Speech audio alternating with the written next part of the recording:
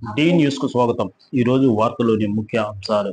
పిల్లల సంక్షేమం కోసం ఆంధ్రప్రదేశ్ ప్రభుత్వం బంగారు బాల్యం పథకాన్ని ఏర్పాటు చేసిందని కనిగిరి ఎంపీడీఓ ప్రభాకర్ శర్మ అన్నారు. బంగారు బాల్యం సర్వే కార్యక్రమంలో ఆయన పాల్గొని మాట్లాడుతూ, బంగారు భవిష్యత్తు ఉన్న పిల్లలను బాల కార్మికులుగా మార్చకూడదని తల్లిదండ్రులకు ఆయన తెలియజేశారు. పిల్లలను బడికి పంపించాలని ఆయన కోరారు. బాల్య వివాహాల వలన జరిగే నష్టాలను గ్రామస్తులకు ఆయన వివరించారు.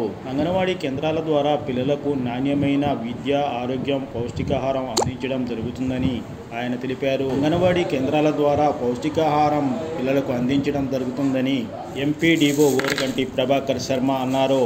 పిల్లల హక్కుల పరిరక్షణ కోసం ప్రభుత్వం అనేక సంక్షేమ కార్యక్రమాలను అమలు చేస్తుందని ఎంపీడీఓ వారికి వివరించారు. ఈ కార్యక్రమంలో అంగన్వాడీ వర్కరు, గ్రామంలోని పెద్దలు తదితరులు పాల్గొన్నారు.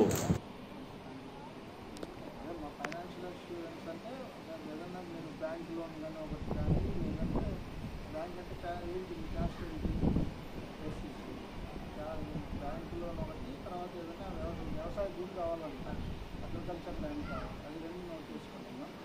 అగ్రికల్చర్ ల్యాండ్ పెట్టండి, లోన్లు అంటే వస్తాయో రావో చెప్పమని తెలియదు, కానీ ఒక 2 ఎకరాల పొలం ఇచ్చినా శుభ్రం చేసుకుంటారు. అప్పుడు రిక్వైర్మెంట్ అగ్రికల్చర్ ల్యాండ్